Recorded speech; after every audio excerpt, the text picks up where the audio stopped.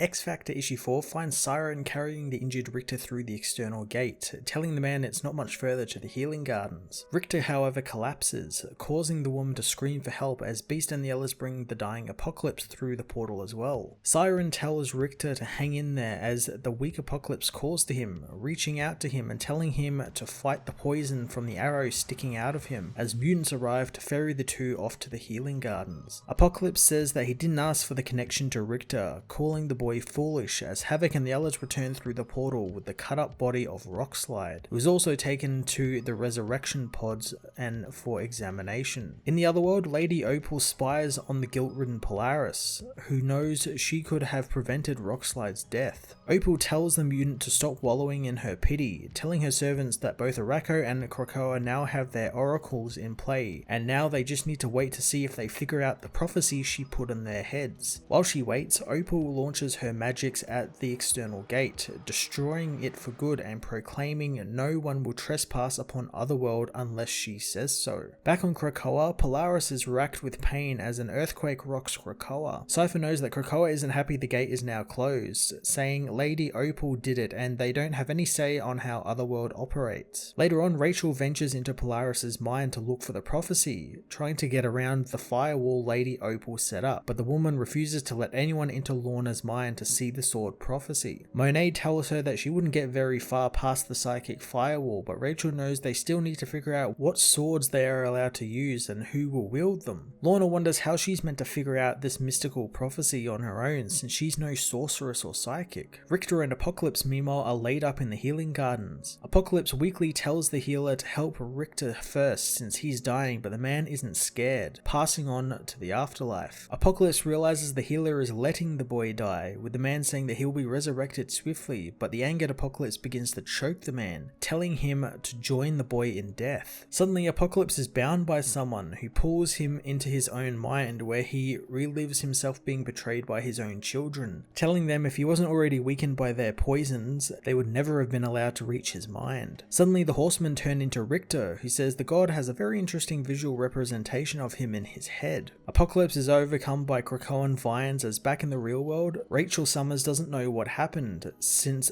Apocalypse kicked her out of his head when she tried to stop him from murdering the healer. At the hatchery, Xavier senses a visitor in Polaris who wants to know the resurrection protocols for casualties of war. Hope says that since it hasn't happened before, there are no protocols. Learning from Polaris and Xavier what happened to Richter, showing a psychic reimage of what the war was like in Otherworld. Xavier realizes that it was all a trap, telling the others to begin the creation of a new Richter and Rockslide and have them resurrected within the hour. The five are unsure about that since they've never worked that fast, but Xavier tells them that he's requesting that they at least try. The mutants agree, so Egg produces 2 shells for the bodies and begins the ritual, giving birth to a new Richter and Rockslide. Xavier puts Richter's mind back in his body from Cerebro, but the boy cannot remember much, learning from Xavier what Polaris saw, and Hope will help him gather his lost time from the other Cerebro backups. Xavier goes to wake Rockslide, connecting with his mind, but there is some type of feedback that knocks both him and the five out, leaving Polaris the only one left. The other 4 Cerebro backups around the island and the planet also feel the feedback, shorting out as Polaris realizes something has happened to Rockslide, who mutters about feeling fine. The 5 soon wake up, but their connections are all offline thanks to Xavier still being knocked out. They find they can't wake up or heal the professor as Polaris watches on helplessly as Rockslide crumbles into pebbles. Egg knows that they messed up, but Hope wants to know how, since they did everything right, but Egg thinks that it was all his fault, and the whole egg batch they made recently has been tainted. Rockslide begins to reform as Polaris realizes that it's not Rockslide, while Josh uses his powers to destroy the tainted eggs. Xavier awakens and the connection of the 5 is restored, but Xavier demands to know why the eggs were destroyed. Hope points out the strange Rockslide, who doesn't know who he is. Xavier points out that this is and isn't Rockslide, since it is Rockslide, but it's not their Santos, and he doesn't know what happened. Turning to Richter, Xavier tries to confirm with the man if he really is himself, as the 5 talk amongst themselves, fearful they messed up with Richter, wondering if he has been corrupted. Richter knows that that's all ridiculous, but Xavier calms them down, knowing that this is definitely their Richter. Hope wonders where exactly Richter died, since she might have figured out what happened to Rockslide. Later, after going to the Quiet Council council, Hope reveals to them that Richter died on Krakoa. However, Rockslide was killed in the Otherworld, which somehow corrupts a mutant Cerebro backup. Magneto realizes Santos died outside of Cerebro's range, and the Five confirm it, knowing that it was not their fault. Xavier knows it was no one's fault and he should have foreseen Cerebro's limitations sooner. Mystique asks who Rockslide is then, but Hope says that it's just a roll of the dice and hopefully they'll find out soon, as the Five explain that the Otherworld is like a convergence of possibilities and not one single place. And what they know is that dying there forfeits a mutant's identity and experiences and everything else they have in their reality, and it's a gamble that if the resurrected mutant will be rewritten with every previous backup of theirs erased and replaced with some new amalgamation, which is what happened to Rockslide. Hope knows that Rockslide's backups were all erased from the Cerebros, and Emma knows that now they have lost Rockslide forever, and while it is a terrible loss, they have gained an understanding of their own failures. The mutants know it's still Rockslide, but a new version. However, Emma says that it was still a permanent death and Charles's apathy sickens her. Xavier tries to calm her down, but Emma demands they call off the sword tournament since every Krakoan is now at risk. Magneto asks Lorna about the champions of the sword, asking if she's deciphered any clues Lady Opal left in her mind, but becomes angered upon learning his daughter hasn't done the work. Xavier calms him down, asking if Lorna is okay, but Lorna drops Rockslide's head, reciting the prophecies which take over her mind, causing her to black out in her father's arms, soon awakening not knowing where she is. She frantically collects Rockslide's destroyed head, running off as later Charles and Eric come to see Apocalypse, telling him the resurrection services are offline thanks to the corruption, meaning there will be delay in the god's resurrection. Magneto says that Apocalypse's great experiment failed and he chose not to heed the warnings of the council, and his own hubris has now doomed them all. Polaris meanwhile carries Rockslide's body into the island as Magneto tells Apocalypse that no one will grieve for the dead villain. Polaris soon finishes her mission with Rockslide's remains, later revealing to the mutant community Lady Opal's first clue, which is a casting circle. Lorna says that each sword bearer is meant to come to the circle and activate a signal, which will in turn open their tournament portal once they have all been activated. She reveals what happened to Rockslide was meant to happen, since she used his remains to construct the casting circle, and now it will remain as a memorial to Rockslide forever. She says they failed Santos, and to honor him, they need to make this count. Later on, the first sword bearer, Magic, arrives, igniting her signal with her magic sword and telling it to pound the war drums. X-Factor issue 4 was an interesting, if a little bloated, second chapter to X of Swords that set out some cool new rules to humble the mutants ahead of their big sword tournament. I did like the idea of the mutants' ability to resurrect themselves getting taken away this early, since I was questioning why it really mattered if they won or lost the tournament, since they could just resurrect everyone back, but I like that they now have a handicap. It also makes them a little less arrogant and makes them take this all that much more seriously. As I said, this issue is quite bloated at almost 40 pages, not including the usual supplemental materials that have been filling out these issues